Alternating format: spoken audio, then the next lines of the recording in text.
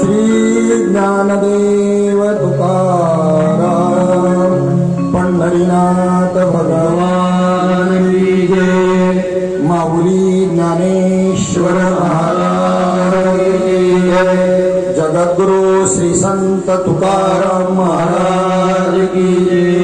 शांती ब्रह्म श्री संत एकनाथ महाराज की जय। सद्गुरु सच्चिदानंद श्रीपाद बाबा की जय। सद्गुरु सच्चिदानंद रामदास बाबा की जय। अवधूत चिंतनम श्री गुरुदेव गोपाल कृष्ण भगवान की जय। सब संतन की जय। छत्रपति शिवाजी महाराज की जय। धर्मवीर संभाजी महाराज की जय। पार्वती पते हर हर महादेव। प्रभु रामचंद्र भगवान की जय। पवन सुत हनुमान की जय। नर्मदे हर नर्मदे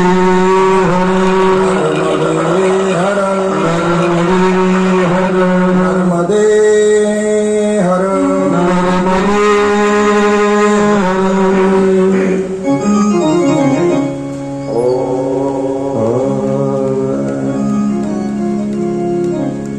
कस्तूरी तिलकं ललाट पटले वक्षस्थले कौस्तुभम् नासाग्रे वरमौक्तिकं करतले वेणुकरे कंकणम्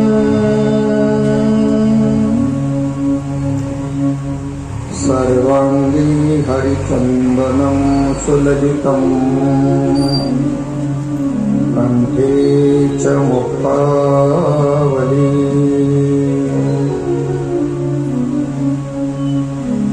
गोपश्री परिवेष्टितो विजयते गोपाल चूड़ामणि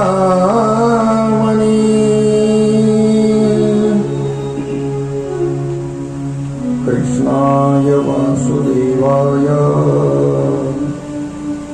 हरये परमात्मने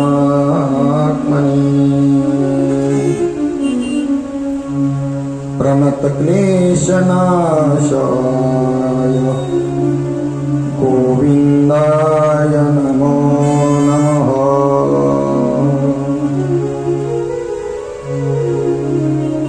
श्रूयतां देवदेवेश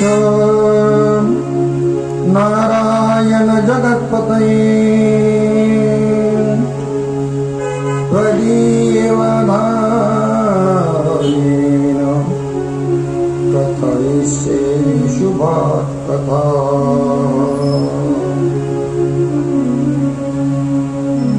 तत्रैव गङ्गा यमुना त्रिवेणी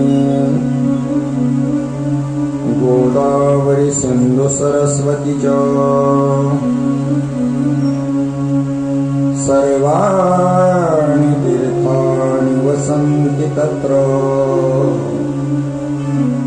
यत्राच्युतोद्धार कथा प्रसङ्गः। वक्रतुण्ड महाकाय कोटि सूर्य समप्रभा निर्विघ्नं कुरु मे देव सर्वकार्येषु सर्वदा। सरस्वती नमस्तुभ्यं वरदे कामरूपिणी विद्यारम्भं करिष्यामि सिद्धिर्भवतु मे सदा।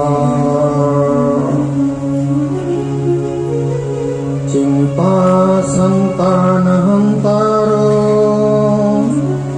यत्पादाम्बुजरेणव स्वय्यानां तान्निजाचार्यान्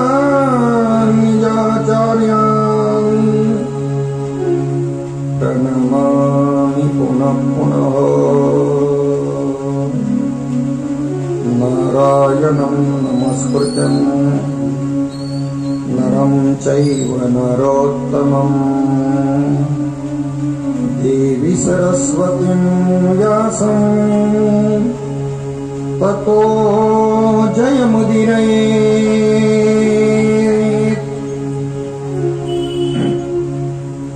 ब्रह्मानन्दं परमसुखदं केवलं ज्ञानमूर्तिं द्वन्द्वातीतं गगनसदृशं तत्त्वमस्यादिलक्ष्यम्। एकं नित्यं विमलमचलम् सर्वधी साक्षिभूतम् भावातीतं त्रिगुणरहितं सद्गुरुं तन्नमामि। श्रीपादनाथं गुरुराजवर्यं मुमुक्षूणां ज्ञानदानैक्यदक्षम् श्रीगोपिक्षेत्रे निवासनम् तन्नमामि वेदविद्यां वरिष्ठम्। वृंदावन विहारी भगवान राधे राधे राधे राधे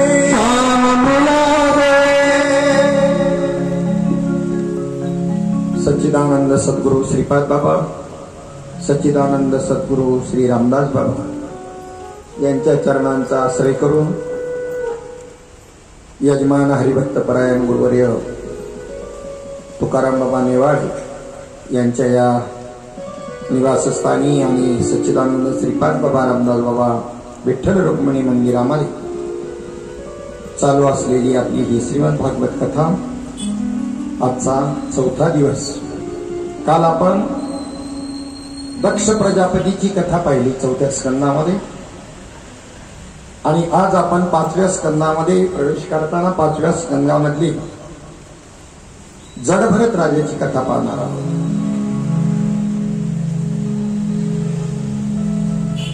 या कथेमध्ये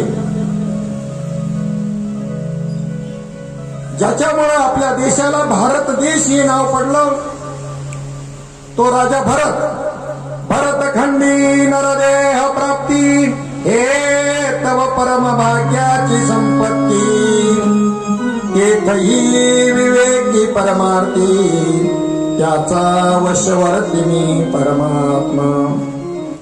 भूतलावरती मृत्यू लोकामध्ये जम्बूद्वीपामध्ये सप्तद्वीपातल्या जम्बूद्वीपामध्ये आर्यावर्त देशामध्ये या भारतभूमीमध्ये ज्याच्यामुळं भारत हे नाव पडलं हा देश आपला एवढा महान आहे की त्याचं वर्णन शब्दाने करता येणार नाही।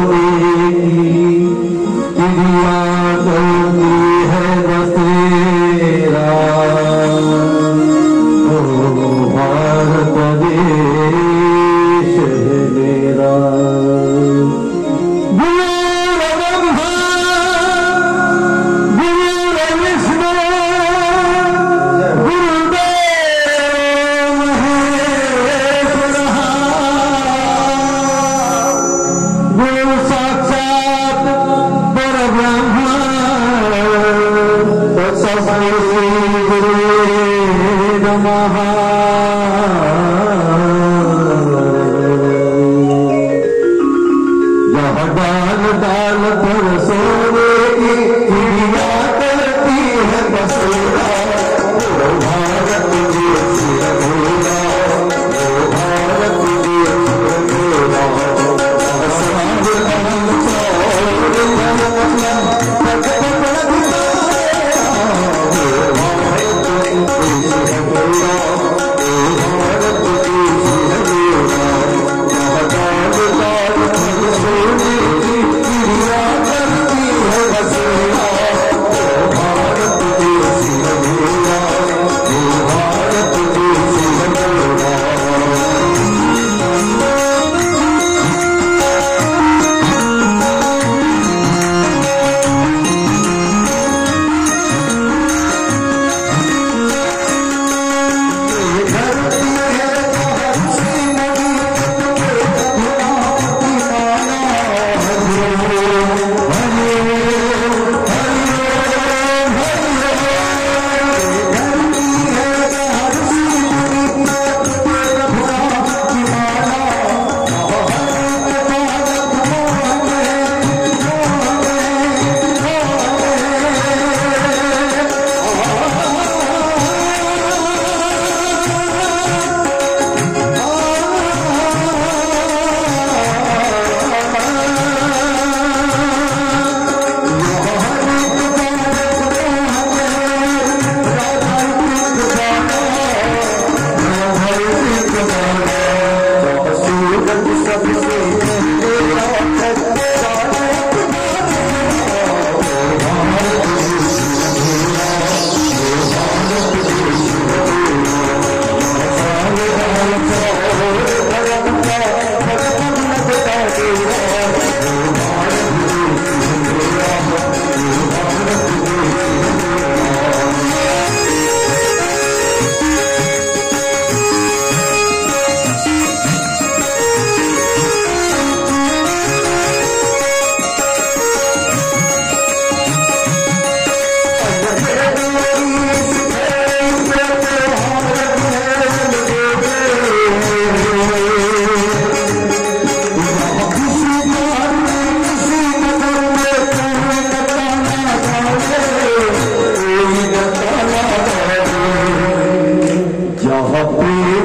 बंसी सदा बजाता आए शाम सवेरा, वो भारत देश है मेरा, वो भारत देश है मेरा।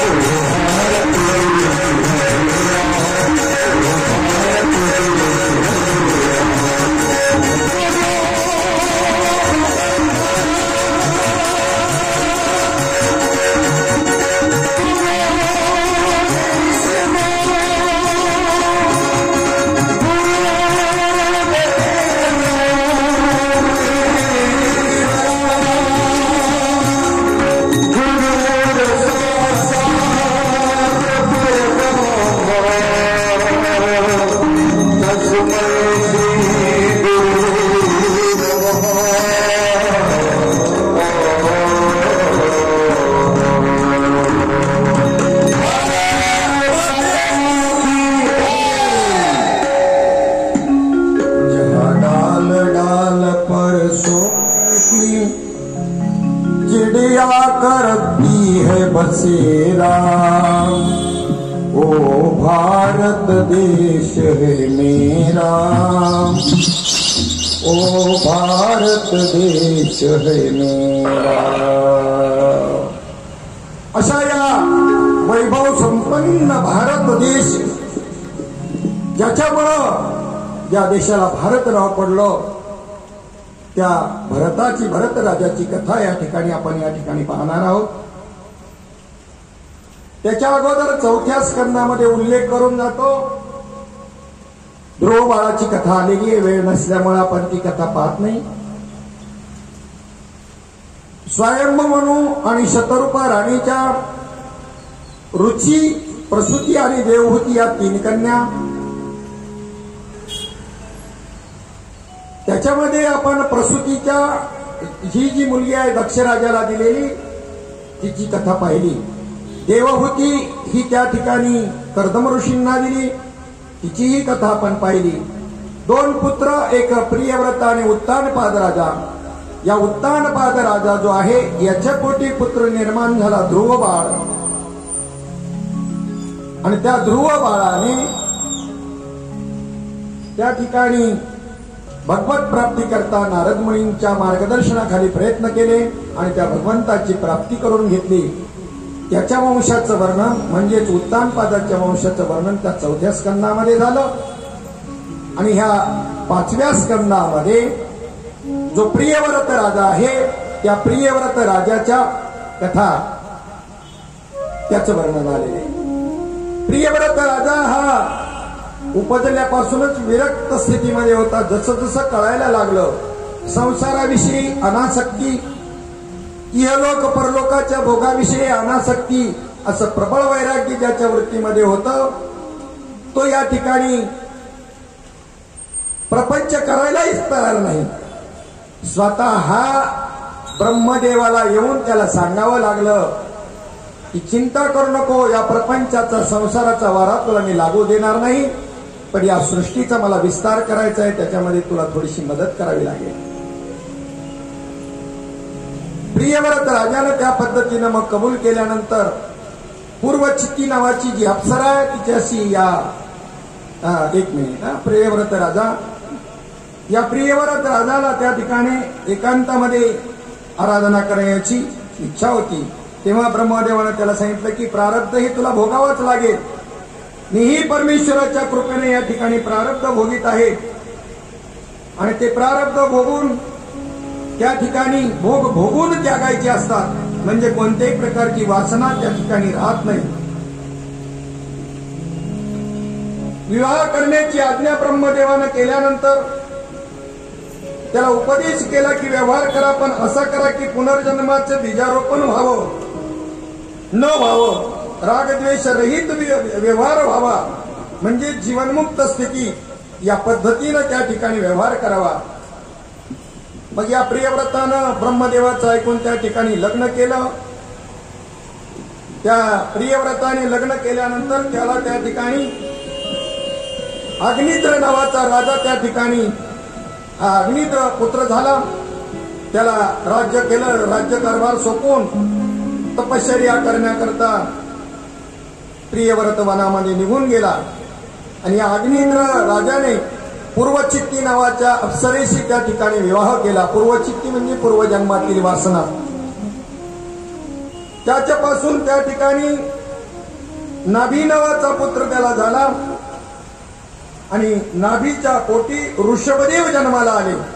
हे भगवान परमात्म्याचे अवतार होते. विधेय स्थिती कशाला म्हणतात? जीवनमुक्त विधेय स्थिती हे प्रत्यक्ष त्यांनी आचरण करून दाखवलं. वृत्तीशी देहाशी वृत्तीचं एवढंसही तादात्म्य नाही. व्यवहार सुद्धा करताना त्या ठिकाणी अडचणी निर्माण व्हायच्या. जेवलो की उभा आहे, बसलाय का काय करतो याचं भान नाही, तहान भुकेचं भान नाही, चालल्याचं कशाचंही कोणत्याही क्रियेचं भान नाही, असे असणारे हे ऋषभदेव. त्यांनी त्या ठिकाणी ज्या वेळेला ही त्यांची स्थिती व्हायच्या अगोदर राजकारभार पाहत असताना त्या ठिकाणी त्यांना 100 पुत्र झाले. त्या 100 पुत्रामध्ये 9 पुत्र जे होते ते नवनारायण होते. जे नवनाथ ग्रंथामध्ये आपण नवनारायण म्हणतो ना, की त्या ठिकाणी त्या नवनारायणांना त्या ठिकाणी त्यांची नावं अशी आहेत: कवी, हरी, अंतरिक्ष, प्रबुद्ध, पिप्पलायन, अविर्होत्र, द्रुमिल, चमस आणि करभाजन. हे नवनारायण ज्ञानमार्गाला लागले, योग मार्गाला लागले. 81 पुत्र हे कर्मकांडी झाले. पारमार्थिक होते पण कर्मकांडी झाले. 9 पुत्र यांना नवद्वीपाचं राज्य दिलं आणि एक भरत असा होता की त्याला या ठिकाणी या जम्बूद्वीपाचं राज्य त्या ठिकाणी दिलं. या भरतानं त्या ठिकाणी यथास्थित राज्यकारभार केल्यानंतर पूर्वीचे राजे कालच पर्वाला सांगितलं की जरा कर्णमुळी सांगो आली गोष्टी, मृत्यूची या भेटी जवळी आली. कानावरचे केस पिकले की त्या राज्यावरती आणि दुसऱ्या कुणाची तरी स्थापना करायची, बसवायचं आणि आपण भगवत चिंतन करण्याकरता अरण्यामध्ये निघून जायचं.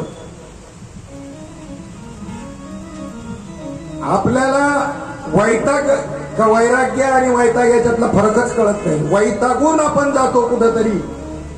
वैताग वेगळा आणि वैराग्य वेगळं. संतोबा पवार नेहमी म्हणायचे तुकाराम महाराजांना, त्याच्या बायकोला म्हणायचे, तुकाराम महाराजांना मी म्हणायचे, तुकाराम महाराजांना म्हणायचे, पा माझी बायको नेहमी मला टोचत राहते, तुमचं उदाहरण देते, तुम्हाला काम नाही. हा त्यांना बायकोला बी कधी कधी दम द्यायचा. मी तुकाराम महाराजांसारखं निघून जाईल कुठेतरी. मग हे तुकाराम महाराजांना सांगायचे, पत्नी मला नेहमी असं म्हणते, तुम्ही तर माझ्या डोक्याला कलईच केली. साधना तुमची आणि मला ऐकून घ्यावं लागतं. आपला त्यांची पत्नी म्हणली संतोबा पवारांची महाराजांना की हे नेहमी मला दम देतात, मी कुठेतरी निघून जाईल. तुकाराम महाराजांना माहित होतं की हे वैताग आहे, यांचा वैराग्य नाही. ते म्हणले आता उद्या जर म्हणले ना तुमचे मालक तर म्हणायचं खुशाल जा. म्हणली जा खुशाल. संतोबा पवार गेले निघून. तुकाराम महाराज जिथे होते तिथे गेल्यानंतर त्यांना त्या ठिकाणी म्हटले, काही बोलले नाही. ते भजनाला बसले, चिंतनात मग्न. यांचं चित्तवृत्ती थोडेच लागते. तो वैराग्य नव्हता ना, वैताग होता. 12 वाजले तरी महाराज देव भानावरती नाही. याच्या तर पोटामध्ये कावळे कोकायला लागले. कशी तरी वृत्तीवर आल्यानंतर महाराज तुम्हाला भूक नाही लागली का? माझं तर कशी तरी कंडिशन झाली, व मला काही सुचत नाही. थांबा मी आता आपल्याला जेवायला घेऊन येतो. आणि तुकाराम महाराज गेले जंगलामध्ये. तिथे लिंबाच्या झाडाची पानं अशी चांगले कवळीभर आणली. अर्धी त्यांच्या पुढे टाकली आणि अर्धी आपल्या पुढे घेतली आणि करा सुरुवात. पुंडलिकावरती हरी म्हणून सुरुवात केली. गुढीपाडव्याच्या दिवशी एक पान खायचं आणि त्याच्यावर 1/2 किलो गुळ खायचा. तेवढं चाललं ना तर आता याला हे चालणार आहे का काय? मुद्दाम केलं त्यांनी. तुकाराम महाराजांचा तर तो आहारच होता, त्यांना काही वाटत नव्हतं. पण याला मुद्दाम दिला का वैराग्य म्हणजे काय असतं हे याला कळावं. वैताग म्हणजे वैराग्य नाही. तसं तर विरक्तीची अत्यंत आवश्यकता आहे.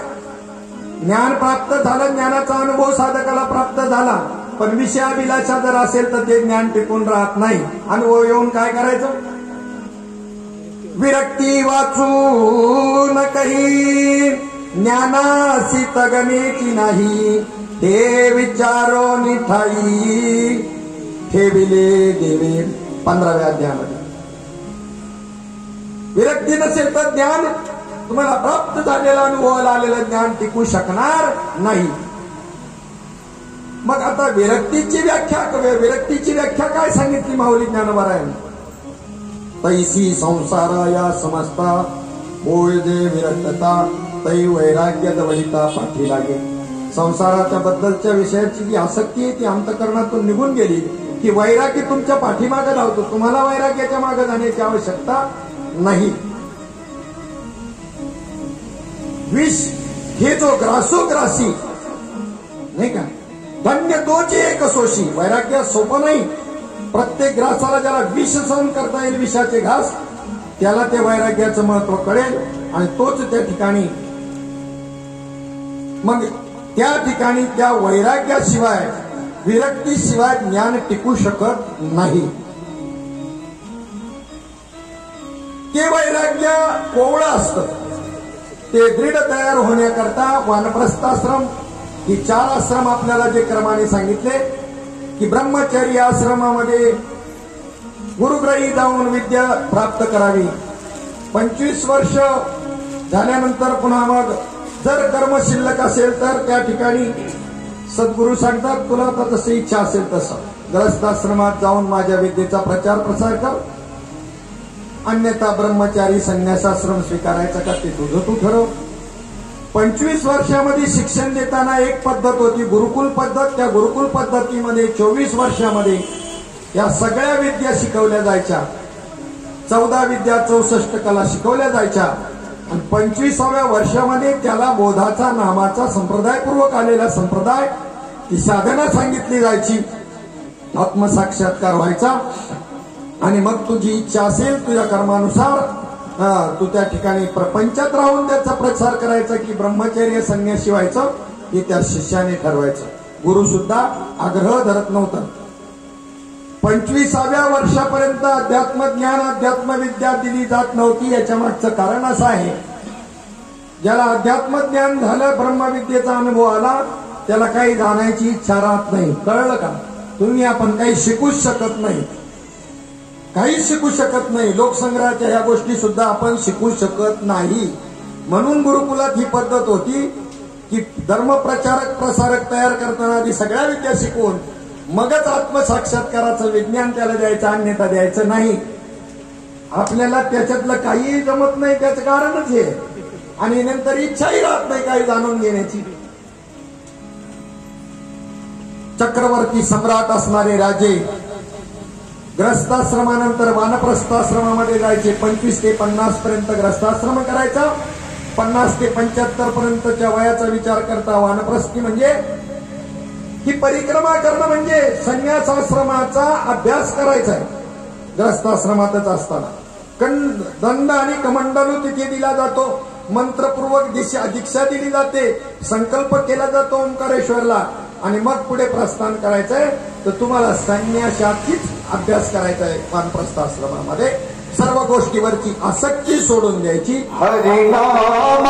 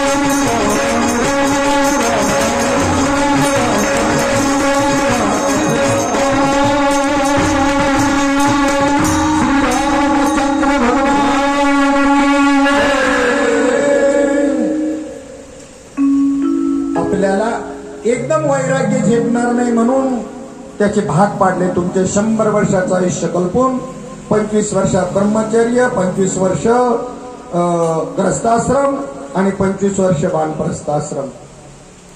आणि संन्यासाश्रमामध्ये घरणीचं त्या ठिकाणी अंथरून आणि आकाशाचं पांघरून अशी राहण्याची सवय करून घ्यायची. कोणत्याही प्रकारे अग्नी पेटवायचा नाही. माधुकरी मागून खायचं. 5च घरी माधुकरी मागायची, भिक्षा मागायची. त्यात जर मिळाली नाही तर 6व्या घरी जायचं नाही. आपल्या प्रारब्धात आज उपवास आहे असं समजून जेवण सुद्धा करायचं नाही. कोणत्याही गोष्टी वाचून आपलं जीवन अडलं नाही पाहिजे अशा प्रकारचा अभ्यास अंगवळणी पडणं कठीण आहे म्हणून वानप्रस्थाश्रमामध्ये हा अभ्यास करायचा. परिक्रमा करायची, तीर्थयात्रा करायची, संपूर्ण आयुष्य सत्संगतीमध्ये खर्च करायचं आणि शेवटी संन्यास घ्यायचा सगळ्याच गोष्टीचा. अशा प्रकारची आश्रमाची रचना आपल्या सोयीकरता त्या ठिकाणी ऋषीमुनींनी त्या ठिकाणी करून ठेवली. त्या नियमाप्रमाणे सर्व राजे चालत होते. त्या राजांचं वैभव जर पाहिलं तर मदालसा नावाच्या मदालसा आपल्या पुत्रांना त्या ठिकाणी उपदेश करते आणि माऊली ज्ञानोबा राय सांगतात काय वैभव होतं त्यांचं. 18 वनस्पती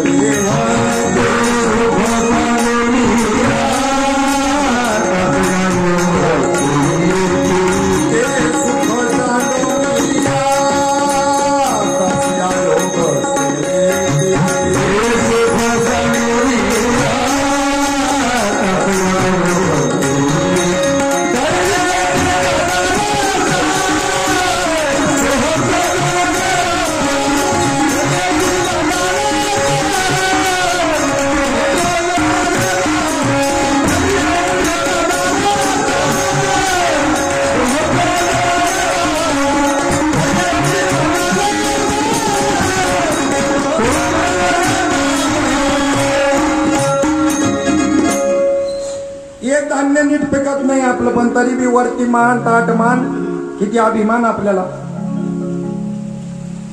एक धान्य नीट पिकणं. 18 वनस्पती 18 प्रकारची धान्य ज्यांच्या राज्यामध्ये पिकत होती येत असती. फळे फुळे ओळखी अशा बागा नव्हत्या लावावं लागत. शेतकरी आता लावतात तशा. जंगलामध्येच हे मुबलक फळफळावर होती, कंदमुळं फळफळावर होती. बावी त्या पोखरणी नद्या गंगा वाहती. चांगला आठवतं मला. पाऊस पडेपर्यंत नदीचं पाणी आटत नव्हतं. डोह व्हायची, ते डोहामध्ये असायचं. साखळी तरी चालायची त्या डोहातून त्या डोहामध्ये पाऊस पडेपर्यंत.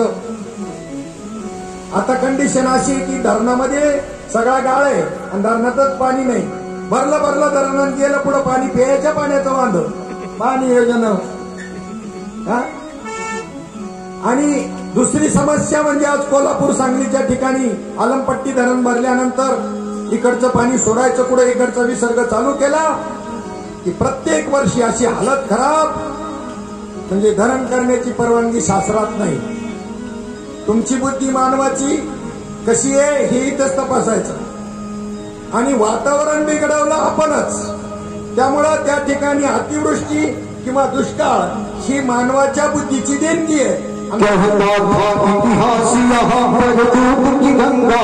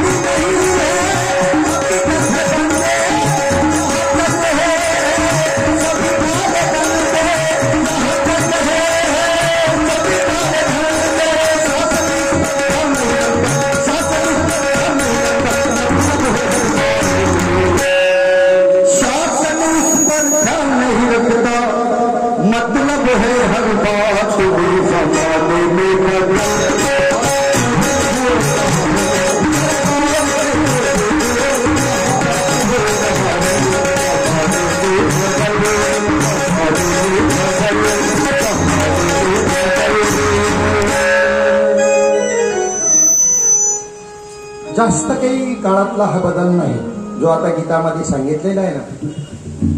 एक 30 वर्षापूर्वीचा काळ जर पाहिला, एवढा संपन्न होतं जीवन देशाचं. शुद्ध अशा प्रकारचा आहार होता, संपन्नता जी होती. आपण आपल्या गरजा वाढवल्यात. काय वाढवलेलं आहे? आवश्यक नसणाऱ्या अनावश्यक बऱ्याच गोष्टींच्या गरजा वाढवून वाढवून माणूस भौतिक सुखाच्या मागे लागला. भगवंतानं भागवतामध्ये सांगितलेलं आहे, भगवंतानं प्रत्येक जीवाला त्याचं जीवन जगण्याकरता जो आहार पाहिजे, जे अन्न पाहिजे, त्याची तरतूद आधीच केलेली आहे. या सृष्टीमध्ये आधीच केलेली आहे. 2 वेळेचं पोटाला पोटभर अन्न मिळेल एवढी तरतूद केलेली आहे. तुमच्या कर्माने तुम्ही भिकारी झाले. तुम्ही ईश्वरच होता. ईश्वराचं जे ऐश्वर्य आहे ते तुमचं होतं प्रत्येकाचं. परंतु एका माणसाला 4 मुलं असावी, सर्वांमध्ये सारखी विभागणी करून दिली आणि त्याच्यामध्ये त्या ठिकाणी एका मुलानं आपल्या वाडवडिलांच्या पद्धतीनं व्यवस्थित प्रपंच केला, नीतिमत्तेनं प्रपंच केला आणि त्याच्यामध्ये वाढ केली. वाटणी सगळ्यांना सारखी होती. आणि बाकीच्या तिघांनी गांजापायी, दारूपायी पार कोणी विकून टाकली, तर कोणाची काय करताना झाली. हा दोष त्या पित्याचा आहे का हा दोष त्या मुलांचा आहे? पुरेपूर ऐश्वर्य सगळ्या जीवांना सारखंच दिलं होतं. तुम्ही स्वतःच ते होता, ते परब्रह्म. ते बाकीचं भौतिक ऐश्वर्य सुद्धा तुमचं तसंच होतं. परंतु त्या ठिकाणी आपण आपल्या कृतीनं कर्मानं या दशेला प्राप्त झालो. त्यावेळीच्या जीवनाचा जर विचार केला तर मला चांगलं आठवतं, शाळेमध्ये असताना दूध, दही, तूप हे पदार्थ विकले जात नव्हते. विकले जात नव्हते. धान्य सुद्धा विकलं जात नव्हतं. अन्न विक्रय नव्हता. आज जी 80% लोकांनी कॅशलेस व्यवस्था स्वीकारली ती पहिलीच होती. पैशाची काही आवश्यकता पडत नव्हतीच. पैसे चलनामध्ये कॅशलेस व्यवस्था. आम्हाला 4 माणसं कामाला पाहिजे असतील तर त्या कामावर आलेल्या माणसांना धान्याच्या स्वरूपामध्ये मदत करायची. दिवसभरामध्ये काय काम केलं, धान्याच्या स्वरूपामध्ये मदत दिली जायची. जास्त माणसं झाली 25 तर त्यांच्या घरी त्यांच्या शेतामध्ये काम करून माणसं फेडायची. दुकानामध्ये गेलं तर धान्य घेऊन जायचं. तुमच्या तांदळाचे 1 रुपया झाला, मग काय काय घ्यायचं? अरे किराणा मालाच्या दुकानात सुद्धा काय वस्तू होत्या? काहीच नव्हत्या. धान्य तर विकायला नाही, दूध, दही, तूप हे काहीच विकायला तर नाही. असलंच तिथं तर तेही नंतर आलं गोडे तेल. तेही गोडे तेल आणि तेही कुठेतरी थोडीशी डाग पडली, जास्त झाली का काय, त्यामुळे पण ते चांगलं होतं. त्याच्यामुळं ते खाणं जे आहे ना, आता त्या ठिकाणी चपात्यामधून भाजीतून तेल गळतंय आणि ऍसिडिटी वाढली, आजारपणे वाढला. आता त्याच्यामध्ये तेल नव्हतं त्याच्या आधी, त्या गोडे तेलाच्या आधी तर लोखंड लालबुंद तापवायचं आणि त्याची फोडणी द्यायची. सहजच तुम्हाला लोह नावाचं खनिज त्याच्यातून मिळत होतं. लोह करता दुसऱ्या कॅप्सूल घेण्याची आवश्यकता अजिबात नव्हती. दूध दुभत भरपूर होतं, त्यामुळं कॅल्शियम एवढं व्यवस्थित शरीराला मिळायचं का 100 वर्षापर्यंत माणसं तंदुरुस्त असायची. ना सांधेदुखी, ना मणक्याचे प्रॉब्लेम, काहीच नाही. शिवाय 12 पोरं व्हायची, त्याच्यातली 2-4 तर नेली आणि 12 मध्ये 4-6 पोरी, बाकीची पोरं तरी मी म्हातारी अशी दणकट असायची. आजार नाही, सामान्य आजार. पुढे सर्दी, ताप, खोकला जर आला, कोराच्या प्यायला द्यायचा, कोराच्या गवतीच्या, नाही तर माडगं किंवा होळग्याचं हे प्यायला द्यायचं का गेला आजार काढा करून. तर हे जे होतं आता ते का चालणार नाही, तर त्यावेळेला बाहेरचं वातावरण जे होतं हे प्रदूषण रहित होतं. 6 महिने पायामध्ये काटा राहिला तर पिकायचं काहीच नाही, तसंच राहायचा. तो कुरूप करायचा, तो निघाला तर निघाला, नाही तर पायात चप्पल नव्हती. चप्पल वापरणं, चप्पल हा विषयच नव्हता. मोठ्या माणसाला नाही तर पोरांना कुठून आला. त्यामुळं रोग प्रतिकारक शक्ती अतिशय जबरदस्त होती. आज रोग प्रतिकारक शक्ती एवढी क्षीण झाली की करोनामध्ये त्याचा प्रत्यय आला आणि जी औषधं दिली ना डॉक्टरनी, की रोग प्रतिकारक शक्ती वाढवण्याची दिली. दुसरं काही नव्हतं, संशोधन नव्हतं कोविडचं तोपर्यंत. आणि रोग प्रतिकारक शक्ती कमी झाली. आता आमच्या सुधारणा आणि आमचे उपाय, आमची प्रगती ही पहा. रोगप्रतिकारक शक्ती चपला वापरायला लागले आणि मग त्या चपलांमध्ये असे अणकुचीदार काटे ठेवायला लागले बुटामध्ये चपलामध्ये ते खालून टोचायला पाहिजे पण खाली मात्र चालायला मागाला साध्या गोष्टी असताना सुद्धा कृत्रिम कराव्या लागल्या ॲक्युप्रेशर पांडुरंगा दुनिया बिगड़ली सारी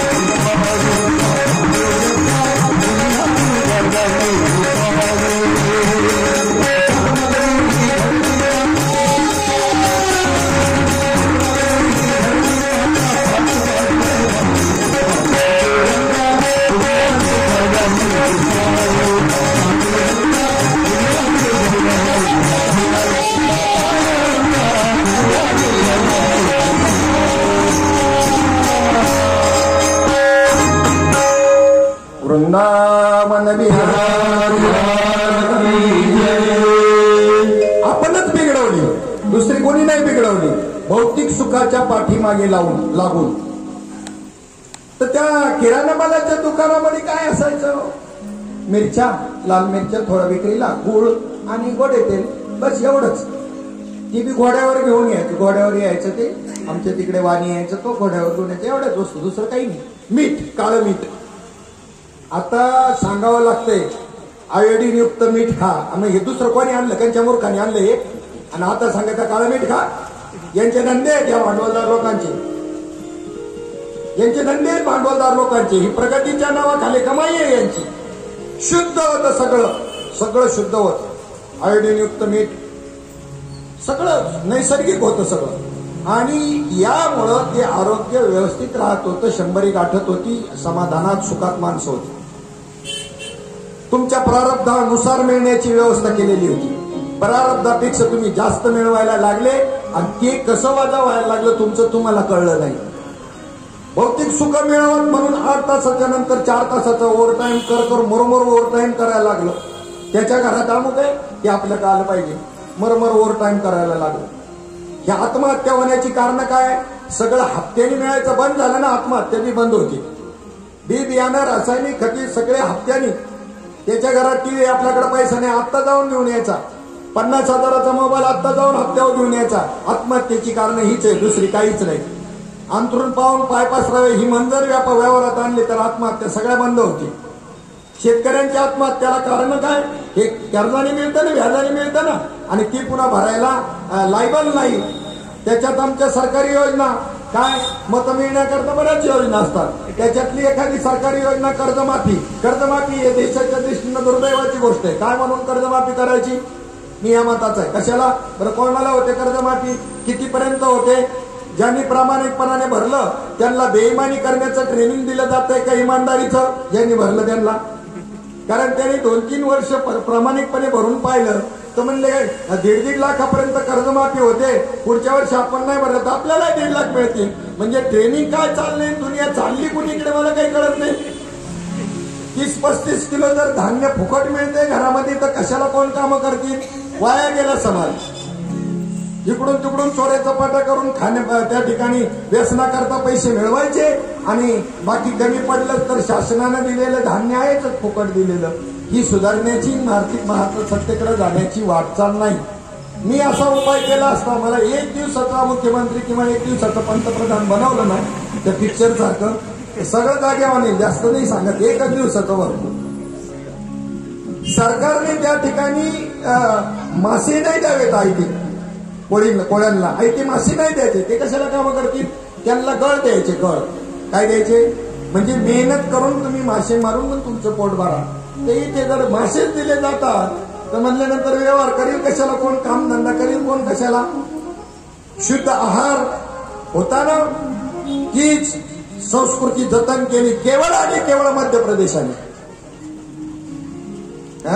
केवळ नर्मदा परिक्रमेमध्ये आम्ही पाहिलं 1 किलोमीटर लांबीचं पात्र नर्मदा मैयाचे नजर पोहोचत नाही. महाबोर पाणी संपूर्ण राज्यामध्ये 4 राज्यांना नर्मदा पाणी ते पुरवते. त्या ठिकाणी ओंकारेश्वरवरून झालेला उगम, ओंकारेश्वर मध्य प्रदेशामध्ये येतं. त्यानंतर पुढे आपला नंदुरबारचा पट्टा लागतो 300 किलोमीटरचा. त्याच्यानंतर पुढे गुजरात लागतं, मध्ये छत्तीसगडचा थोडासा भाग लागतो आणि पुन्हा त्या ठिकाणी मध्य प्रदेश लागतो. एवढ्या टप्प्यामधून ती 3600 किलोमीटरची परिक्रमा जी आहे दोन्ही तटावरून करायची. ती इकडून जाऊन पुन्हा उगमापासून पुन्हा यायचं. मध्ये समुद्रामध्ये जाऊन मिळालेली जी आहे ती समुद्राला मिळालेलीच नाही अशी एकच नदी आहे ती नर्मदा नदी.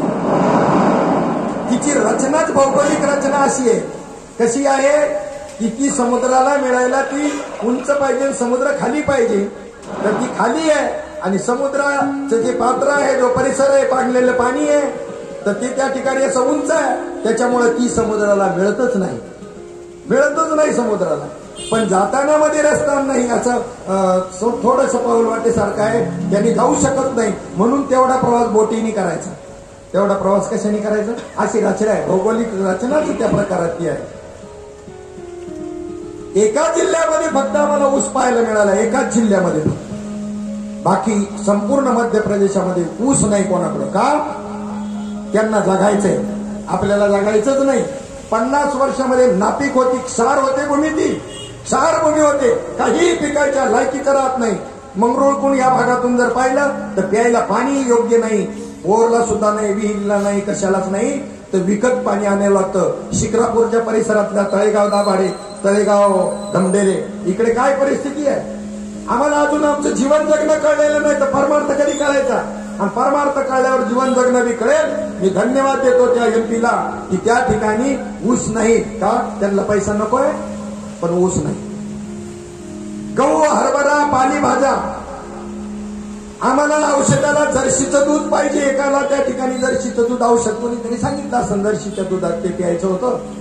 ते म्हणले अख्ख्या राज्यात जर्शी औषधाला मिळणार नाही. ऐकताय ना सगळे, थोडं सामाजिक विषयावर बोलतोय, गरज आहे त्याची. कथाच सोडून भाग जरी चालला तरी गरजेचं आहे परिवर्तन, मत परिवर्तन होणं. जर्शी गाई नाही अख्ख्या, जर पाहिजे असेल तर दुसऱ्या शेजारच्या राज्यात जावं लागेल. सगळ्यांच्या घरी 4-4, 5-5 गावठी गाया.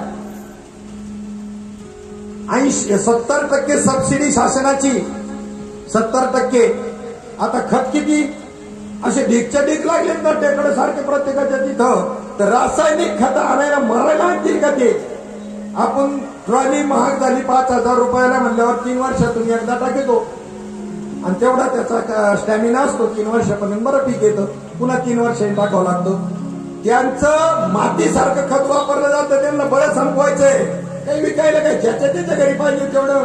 मग ती पिकं कशी असेल, तो आहार कसा असेल, ते धान्य कसे असेल, काही जीवन आहे पहा आजही. आणि अतिथी देवो भव असा भाव आहे की आश्रम 10-12 किलोमीटरवरती आश्रम आहे. एकदा करावा नर्मदा परिक्रमा, म्हणजे राम राज्यच आहे तिथे असं तुमच्या लक्षात येईल. आणि त्या ठिकाणी तिथे तुमची राहण्याची व्यवस्था, घरी व्यवस्था नाही अशी, गाद्या झोपायला, काही ठिकाणी एसी, काही ठिकाणी पंखे, सगळे. आणि त्या ठिकाणी जेवण 6:30 वाजता 7 वाजता जेवण. जुनी रीत अजूनही सांभाळले.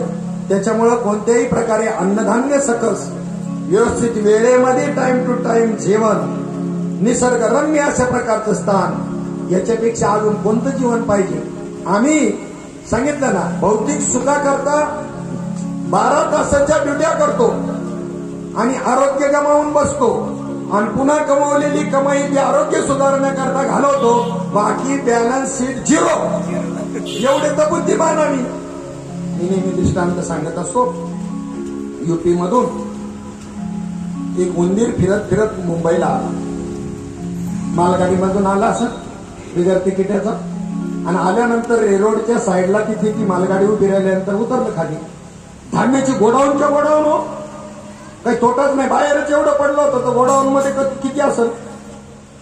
तो म्हणला हे पडलेलं पाय लागलेलं खायचं नाही. त्याला कुठं काय श्रम आहे, त्यांना कुठं पैसे द्यायचे. म्हणलं डायरेक्ट गोडाऊन मध्ये जायचं. पण गोडाऊनचे दरवाजे बंद. 6 महिन्यातून कुठे ते उघडत असतील, कुठं कमी पडलं तर. आणि आतमध्ये जायला काही संधी नाही, चान्स नाही.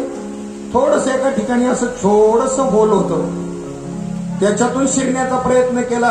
पण हे आलं तिकडून तेव्हा गब्बूच्या गब्बू असल्यामुळं नवमंदा असेल, त्याच्यातून काय त्याला घुसता येईना. तो म्हणला रामदेव बाबाचा योगा केलेला होता त्याने. 4 दिवस रामदेव बाबाचा योगा केला, वेट लॉस केलं, थोडीशी प्रकृती जरा किरकोळ झाली राहुल सारखी, आणि मग गेलं त्याच्यातून ते घुसलं त्या आतमध्ये.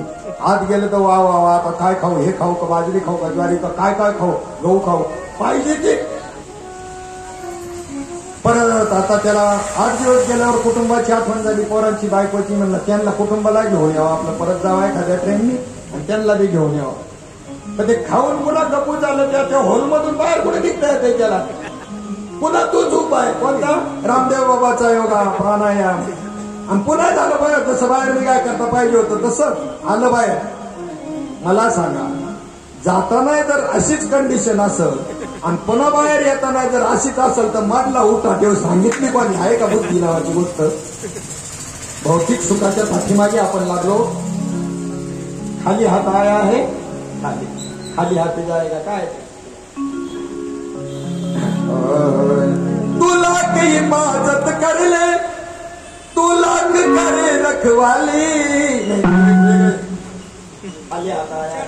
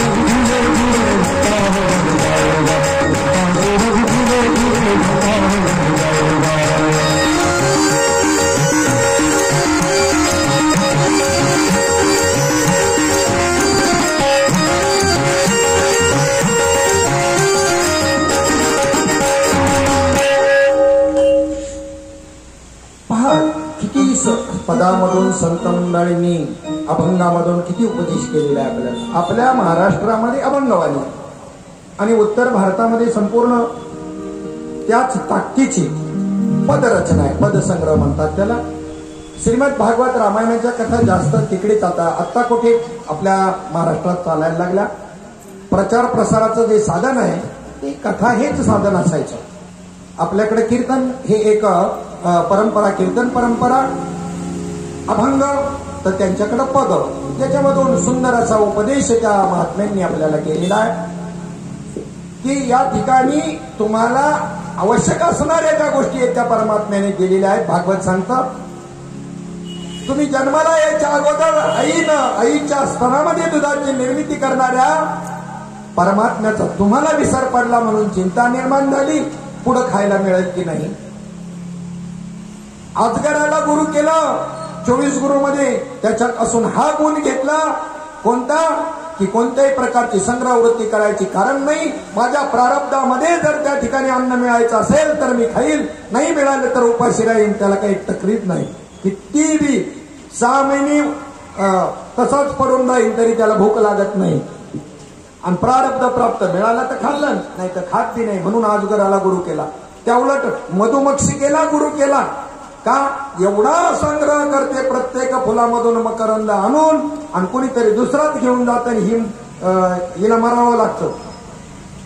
या 2 गुरुपासून एक संग्रह हा गुण जो आहे आणि आपल्याकडे हा संग्रह गुण साठेबाजी असल्यामुळं त्या ठिकाणी आपल्याला जन्मांतराचं ज्ञान नाही. अहिंसा सत्य परिग्रह अस्तेय याच्यामध्ये अपरिग्रह नावाचा गुण जेव्हा आपल्यामध्ये येईल त्यावेळेला तुम्हाला पूर्वजन्मांतराचं ज्ञान होत असतं की मागच्या जन्मात मी कोण होतो, त्याच्या मागे कोण होतं किंवा त्याच्या पुढे कोण असणार हे शास्त्रकारांनी संतांनी सांगितले. अपरिग्रह कोणताच साठा करायचा नाही.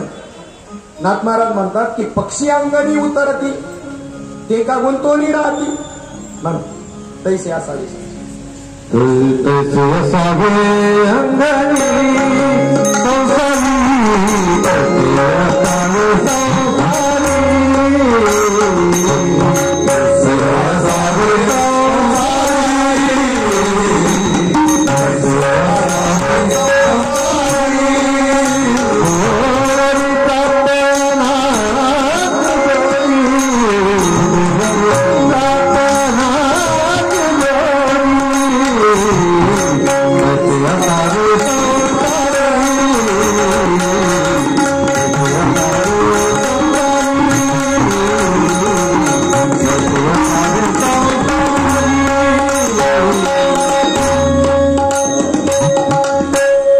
पक्षी अंगणी उतरते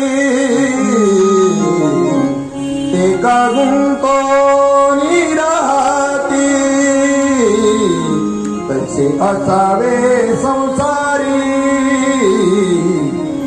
जबवरी प्रार्थनाची दोरी तसे असावे संसारी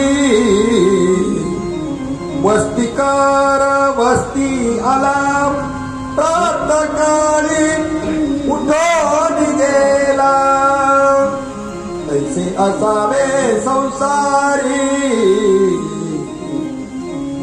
जवळी प्रार्थनाची दोरी. प्रारब्धामध्ये असे भोग तो नघडे संचिता वाचून करावे ते मनी समाधान. तुमच्या संचितामध्ये ते असायला पाहिजे तर प्रारब्धात येतं ते संचितातून येत असतं. संचितातच कमाई नाही. काही बँक बॅलन्स 0 आहे आणि विड्रॉट स्लिप बदलून जर दिली तर काय फत्रा मिळेल का, कवडी तरी मिळेल का? बँक बॅलन्स आहे का काही? तुम्ही दरिद्री कशामुळे आणि श्रीमंत कशामुळे? प्रत्येक जण यांनी कधी दान धर्म केलाच नाही, हात वर कधी केलाच नाही, कायमच खाली हात. म्हणून खाली हात करायची पाळी आली.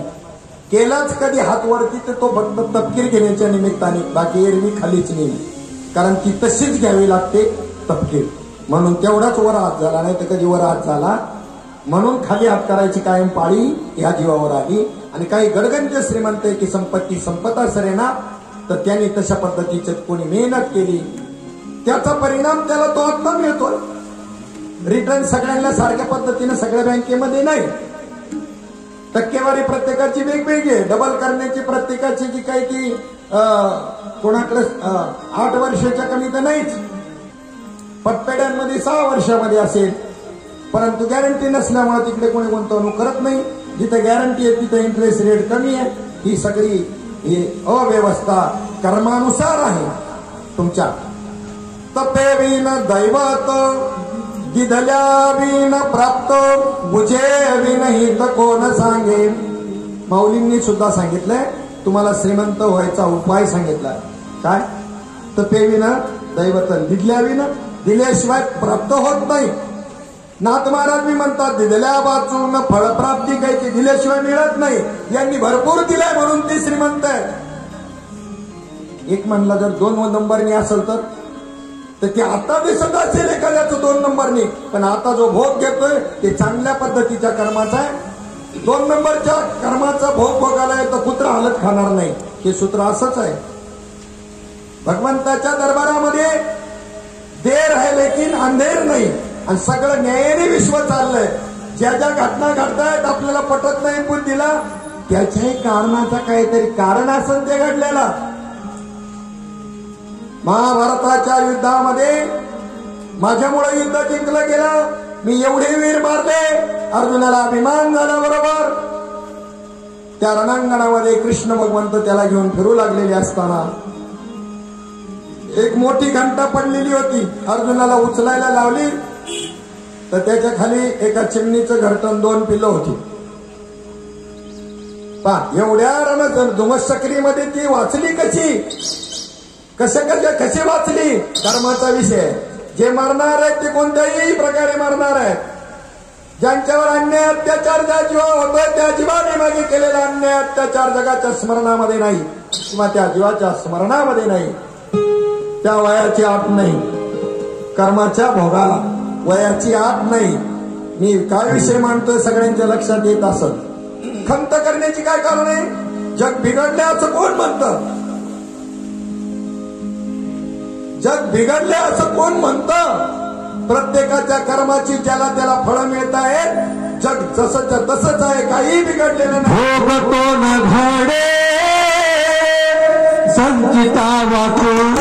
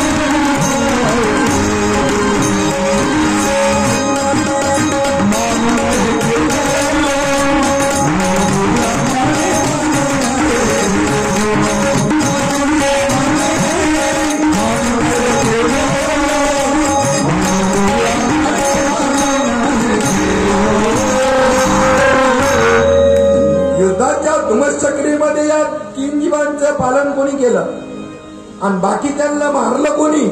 त्यांच्या कर्माने मारलं आणि यांच्या कर्माने यांना जिवंत ठेवलं. कोणी कोणाच्या मृत्यूला जबाबदार नाही आणि कोणी कोणाच्या जीवनाला जबाबदार नाही. केले कर्म झाले त्याची भोग आले. कसली खंत करा? तुमच्या आजूबाजूला कसलंही वातावरण असलं तरी तुमचं जीवन सुरक्षित राहू शकतं. तुम्हाला काही होणार नाही. पटायला जड जाईल.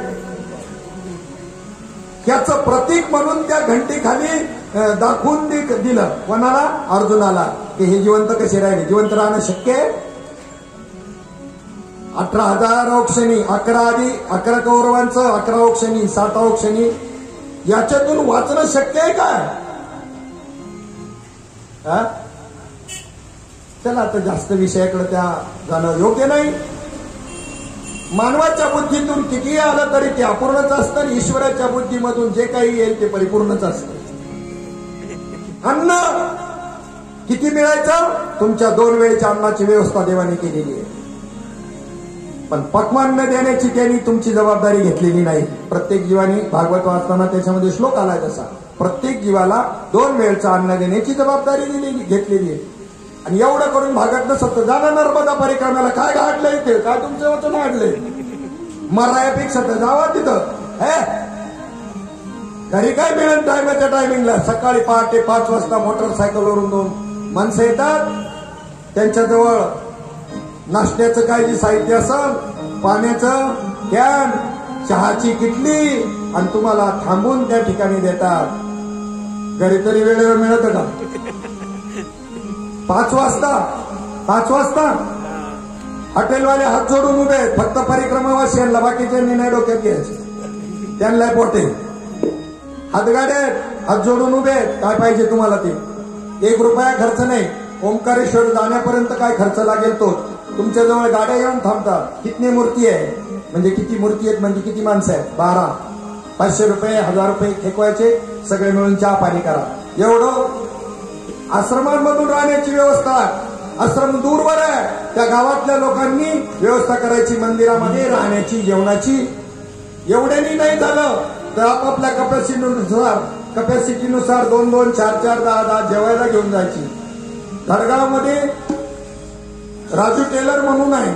सकाळी 50 माणसं जेवू घालायचं संकल्पन, संध्याकाळी 50 माणसं.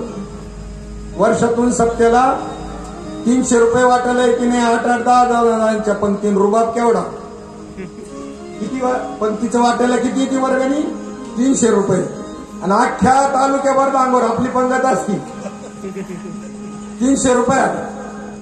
आणि तिथे त्यांना विचारलं तुमचं काही साईड बिझनेस आहे का? टेलरला काय कमाई आहे हो? साईड बिझनेस आहे का? 50 माणसं 2 टाइम जेवू घालतात. काय नाही, मैयाच्या कृपेने हे सगळं चालतं. म्हणलं काय? मला कळलं नाही. म्हणले हा असा फोटो ठेवलेला होता मैयाचा, त्याच्यासमोर दानपेटी ठेवलेली होती. कोणी खाली हात जात नाही आणि काही ना काही आपल्या स्वच्छतेप्रमाणे त्याच्यामध्ये टाकतो. ती पेटी आम्ही उघडतो. त्यावेळेला आमचं त्या पेटीतलं शिल्लक अजून आम्हाला पदार्थ टाकावं लागलं नाही 25 वर्षामध्ये. म्हणले एवढा विश्वास. पेटीतलं सगळं पुरं पडतं, अजून पदार्थ टाकायला लागलेलं नाही. काय व्यवस्था, काय जीवन आहे, किती सुंदर जीवन आहे. आरोग्यदायी, समाधानी जीवन, एकमेकाला जाणणारं, समजून घेणारं जीवन, खूपच अशा प्रकारचं जीवन त्या काळामध्ये होतं. 18 भार वनस्पती, फुले फळे ओळती, 22 त्या पोखरणी, नद्या गंगा वाहती. 12 महिने नद्यांना, विहिरीला, सगळ्यांना, तलावांना पाणी पाणी. धरणाची काही गरजच नाही. ज्या घरी कुळ स्त्रिया, कुलवान स्त्रिया ज्या घरामध्ये, राज्य राणी व संपत्ती, ते सुख सांडोनिया कसया योग सेविती. या सगळ्या सुखाचा त्याग करून अरण्यामध्ये योग सेवन करण्याकरता का जात होते? कधी आला विचार? लंका रंका लगी वंका लगी लग गया सजन कसाई, गोपीचंद की तो ऐसी लगी छोड़ दी बादशाही. मेरे माटी के मटके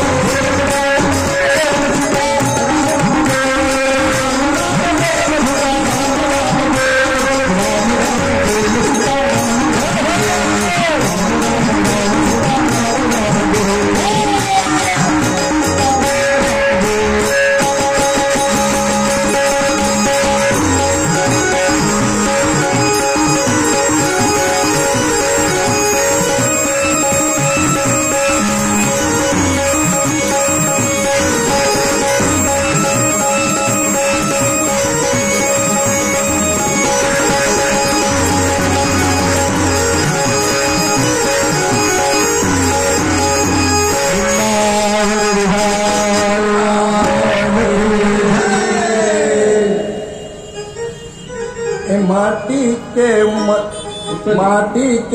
मटके तू राम नाम बोल, माटी के मटके तू हरि नाम बोल. ज्या वेळेला संपूर्ण या राज्याचा परित्याग करून भरत राजा अरण्यामध्ये गेला. गंडकी नावाची नदी नेपाळमध्ये आहे आणि तिथे पर्णकुटी स्थापन करून त्या ठिकाणी तो राहू लागला. भगवत चिंतनाकरता सगळ्या परिग्रहाचा त्याग करायचा. जेवढा परिग्रह मोठा तेवढं भगवत चिंतन होत नसतं. सगळा परिग्रह त्याला लिगाड म्हटलेले. जया परमार्थी चाड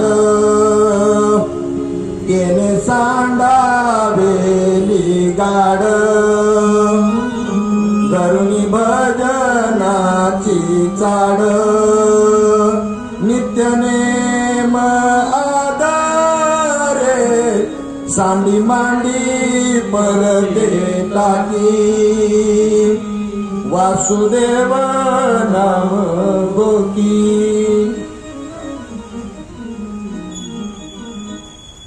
लख 84 फेर फिर कर, सुंदर नर तनु पाया, कमल मुख राम भजन को दिया, कमल मुख राम भजन को दिया. त्या सर्वस्वाचा त्याग करून भगवत चिंतनाकरता अरण्यामध्ये गेलेला भरत राजा एक वेळेला प्रातःकाळी गंगा स्नानाकरता गंडकी नदीवर स्नानाकरता गेलेला असताना एक हरणी पाणी पिण्याकरता आलेली आहे. गरोदर आहे आणि सिंहाच्या डरकाळीनं तिचा गर्भपात झाला आणि प्रवाह पतित ते बालक हरिण पाण्यामध्ये प्रवाह पतित झालं आणि ही घाबरून ती हरणी त्या ठिकाणी गतप्राण झाली. हरणी गतप्राण झाली. सूर्यनारायणाला अर्घ्य देत असलेला राजा भरत त्याला त्या ठिकाणी ती अधोगती पाहवली नाही, अधपतन पाहवलं नाही, वाहत जाते. साधूचं हृदय. एक साधू असाच पाण्यामध्ये उभा होता स्नान करत असताना. बाजूला जे झाड होतं वडाचं गंगेच्या किनाऱ्यावर, त्यातले एक पान खाली पडलं आणि त्याच्यावरती एक विंचू होता. तो विंचू त्या पाण्यात पडला आणि वाहू लागला. साधूला दया आली आणि त्याला उचललं त्या विंचवाला वाचवण्याकरता. पण विंचवाने मात्र आपला ठणका त्याला दिला. त्याला वाचवणारा कळत नसतो आणि त्याला कसे किती कृतज्ञ जीव आहेत काही. त्या उलट साप हा जीव आहे ज्याला तुम्ही घाबरता. एक वेळ साप परवडला पण विंचू नाही परवडला. विंचू हा कृतज्ञ जीव आहे. त्याला वाचवायला गेलं तरी त्याला कळत नाही, पण सापाला कळत असतं वाचवायला कोण आलाय, मारायला कोण आलाय. किती संवेदनशील आहे साप. ज्या वेळेला तिकडे इतक्या अंतरावर आहे, त्या रोड इतक्या अंतरावरती तुम्ही चाललेला असता, तुम्ही इथे साप असेल तर त्या स्पंदनावरून तुमच्या चालण्याच्या त्याला कळतं कोणतरी येतंय. आपला जीव वाचवण्याकरता तो पळत असतो.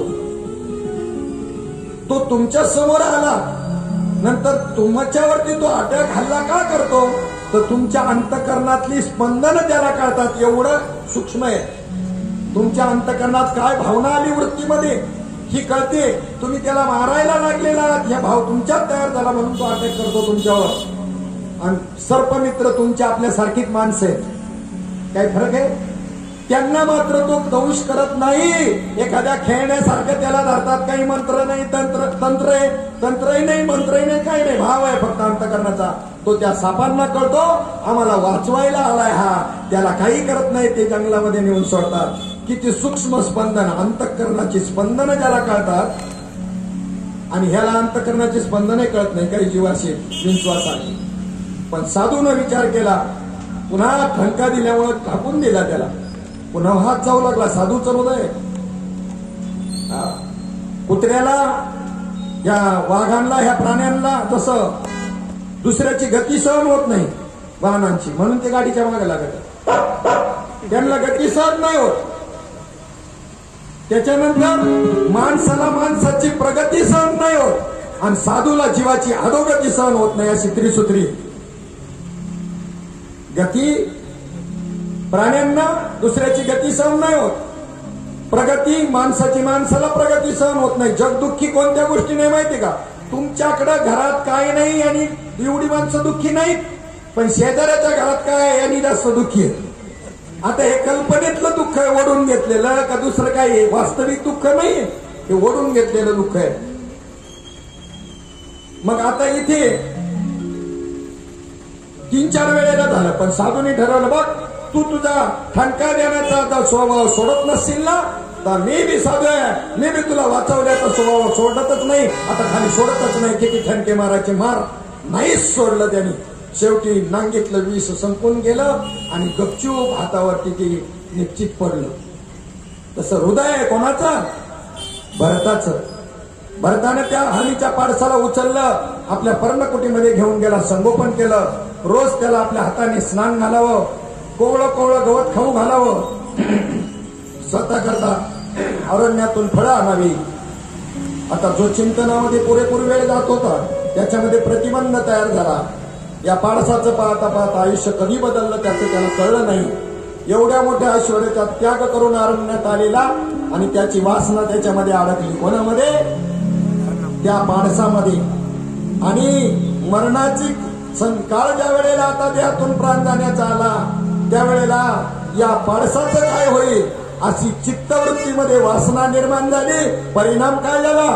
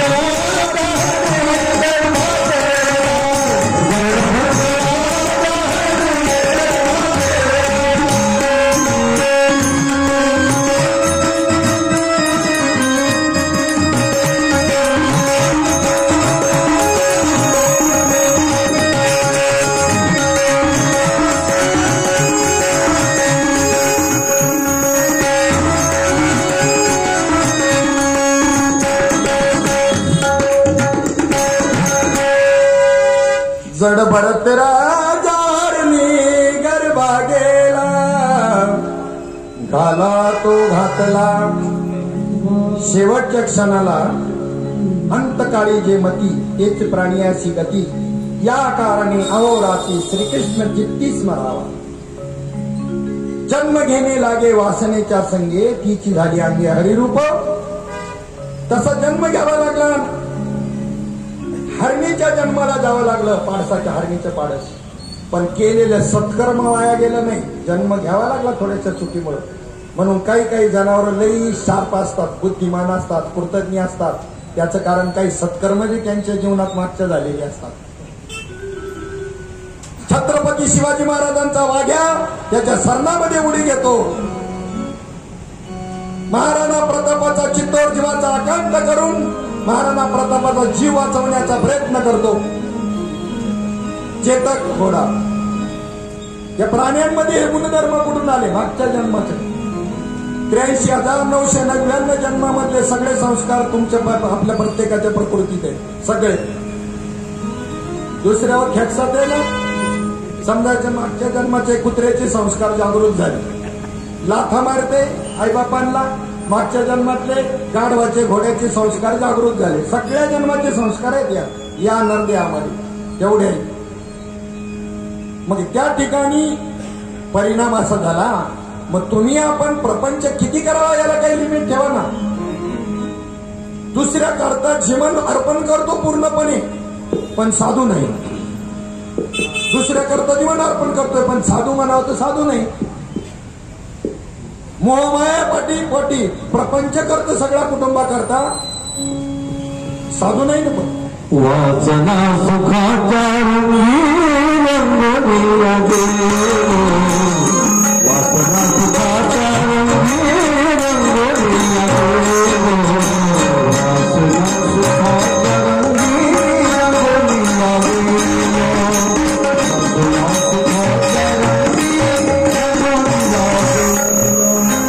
तुझ्या कीर्तनाचा रंगा, तुझ्या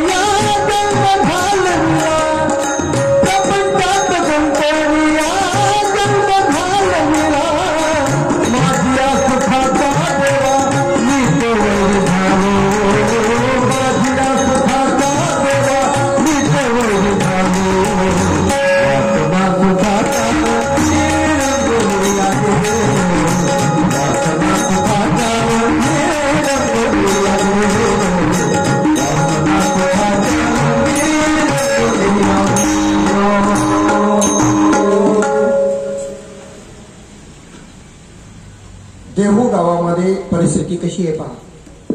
दुष्काळ पडलाय, खायला अन्न नाही, आणि तरी बी अवंग सांगतो, झाले रामराज्य काय ओने आम्हासीन, धरणी धरी पिक गाई ओळल्या म्हशी.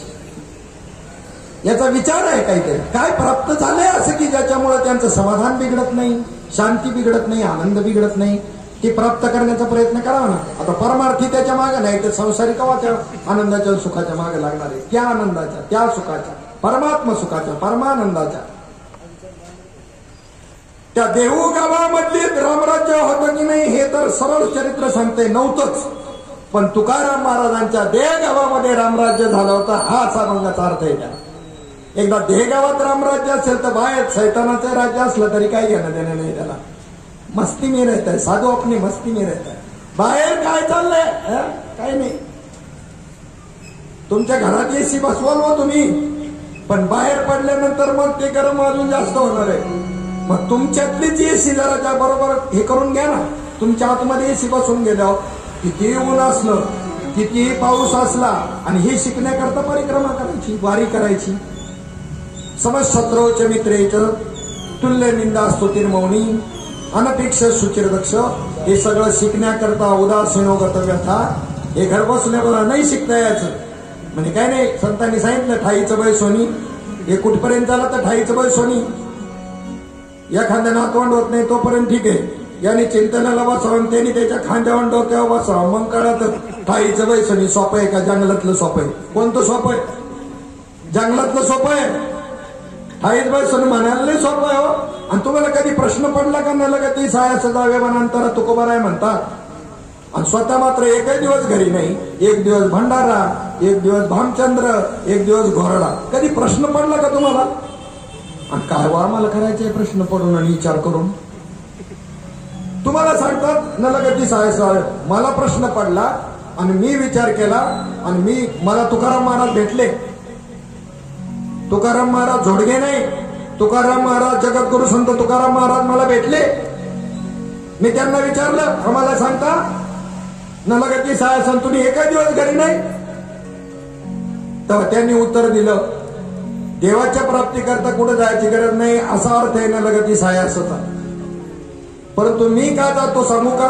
याजसाठी वनांतरा जातो सांडोनिया घरा. मी देवाच्या प्राप्ती करता नाही जात. तुमचे दिठावेल प्रेम बुद्धी होईल निष्काम. भगवंताबद्दलचं निर्माण झालेलं प्रेम हे वाढेल आणि बुद्धी निष्काम होईल. या अभ्यासाकरता जाण्याची गरजच आहे. तुला वारीला काय, अरण्यात काय, जिथे कुठे, या अभ्यासाकरता, ईश्वर प्राप्ती करता नाही, भगवत प्राप्ती करता नाही, असा भेद समजावा लागतो. ते म्हणलं तुम्हाला कसे काय भेटले तुकाराम महाराज, कळलं असं ना मला कसे भेटले हे सांगितलं. त्यांची 2 प्रमाणं, त्याचा मी अभ्यास केला की तुकाराम महाराज इथं असं का असं म्हणतात, याच्यासाठी वनांतर का म्हणतात, याचा विचार माझ्या डोक्यात येणं म्हणजे तुकाराम महाराज भेटणं. नाही तर पगडी आणि तो गंधन तो इना, तसं तो सोंग कोणाला करता येईल. हो, आमचा विजय राऊत नाचायला लागला का तुकाराम महाराजच, पण फक्त नाचण्यापुरताच. फक्त अरे असं घसरण नाही एवढं सकाळी त्याला विक्षेप तयार झाल्यानंतर का विचारतो मारी तुम्हाला एखाद्या वेळेला. हे पाय असे, आणि त्याच्यामुळे संप्रदाय बदनाम आहे. आता इथे नाही म्हणून बोलत नाही, समोर असला तरी बोलत. आम्ही कोणाच्या बापाचं, आम्ही काय कुणाचे खातो, थोडा आम्हाला देतो. फोन आला त्या दिवशी महामंडलेश्वर गोष्टीवर बोललो, काय चुकीचं बोललो. कोणाला महामंडलेश्वर पद पाहिजे असेल तर 5 लाख रुपये घेऊन या, नाही दिलं तर मग बोलायचं. कुंभमेळ्यामध्ये 5 लाख रुपये दिले की महामंडलेश्वर पद मिळतं. कोणाबद्दल बोललो, मग आला नेवाळे बाबांना फोन, अजून काही त्याच्यावर चर्चा. म्हणलं मला विचारायला येऊ द्या ना, मी जर तुम्हाला कोणाला पाहिजे मिळून नाही दिलं तर नाव घेतलं का कोणाचं, कोण तुम्ही, काय संबंध काय तुमचा, समोर या, हिंमत असेल तर विचारायला. आम्ही धर्माच्या बाबतीमध्ये तळहातावर शीर घेतलेली माणसे, तुम्हालाही माहित नसेल तर माहिती असू द्या. प्रपंचामध्ये किती माघार घेऊ, पण धर्माच्या कार्याकरता बोलताना कोणाच्या जीवावर बोलत नाही. श्री गुरु सारखा असती पाठीराखा हा आमचा निश्चय आहे. महाराष्ट्रभर फिरतो, बोलण्याचं सामर्थ्य ठेवतो, भोगण्याचंही सामर्थ्य ठेवतो. काय म्हणलो मी, वेळ आली तर बोलण्याचंही सामर्थ्य ठेवतो म्हणून बोलतो. कोणाच्या बळावर बोलतो, आम्ही परमार्थातले दादा आहे. तुम्ही जर प्रपंचातले दादा असाल ना तर आम्ही परमार्थातले दादा आहे. वाल्ल्या कोळी मोठा दादा का नारद मुनी मोठा दादा, वाल्ल्या कोळी मोठा भाई त्या नारद मुनी मोठा भाई. नारद मुनी मोठा भाई आहे का, तर वाल्ल्या कोळ्याला नमून परिवर्तन करणारा मोठा आहे. चला पुढे. जड भरत राजा हरणी गर्भा गेला आणि घाला तो घातला वासने. आयुष्य घालवलं कुटुंबाकरता, प्रपंचाकरता. केव्हा संपला प्रपंच, कोणाचा पूर्ण झाला. आजा मेला पंजा मेला बाप मसा गेला.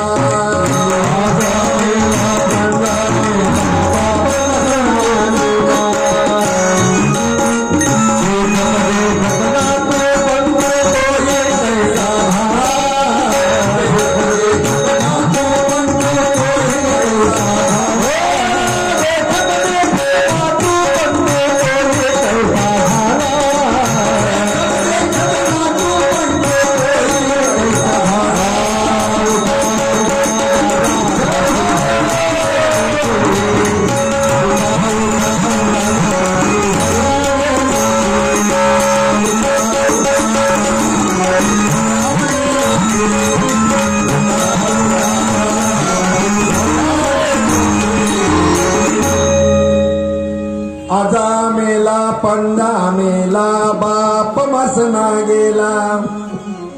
देखत देखत ना तू पण तू तोही तैसा झाला. उठा उठा जागा पाठी भय आले मोठे. आपल्या ज्ञानाने काय झाले माहिती का, आधा हकीम जान खत्रेनी बाठाळलोय आपण. बाठाळलेला का कळतो का, बाठाळलेला त्यात नाही वैराग्य बी ज्ञान अनुभव आलाय, पण त्यात नाही वैराग्य आणि त्यात नाही प्रपंच आसक्ती. असा पोपटावरच्या दोडक्यासारखी कंडिशन झाल्यामुळं आनंद नाही मिळत. ज्याला विषय आवडतो त्याला देव आवडणार नाही, ज्याला देव आवडतो त्याला विषय आवडणार नाही, असं सूत्रच आहे. किती विचार करावा प्रपंचाचा, प्रपंचातल्या माणसांचा, संबंधींचा. आयुष्यभर विचार करून सुद्धा मरणाचा काळ आल्यानंतर आता नातवंडांचं कसं होईल हा विचार. काय होईल त्यावेळेला? जन्म घेणे लागे त्याच घरात. चांगलं असलं तर माणसाच्या रूपाने येईल आणि चांगलं नसेल तर कुत्री नाही तर मांजर. त्यांचं कसं होईल याची काळजी कुठपर्यंत असावं? देह सोडायच्या काही कालावधीपर्यंत ठीक आहे, तिथून पुढे आपली आपण काळजी घ्यावी का अजून कुटुंबाचीच काळजी घ्यावी? मांजरीच्या कुत्र्याच्या जन्माला जातपर्यंत काळजी घेता हे तात्पर्य जड भरत राजानेच. ते जड भरत राजा ऐकून नका जाऊ. कर्तव्यबुद्धीने सांभाळा नातवंडा पतवंडांना, कर्तव्यबुद्धीनं म्हणतोय. पण वासनेत जरा अडकला तर राजा जड भरताची जी स्थिती झाली तीच स्थिती आपली झाल्याशिवाय राहणार नाही. हा बोध याच्यातून घ्यायचा आहे.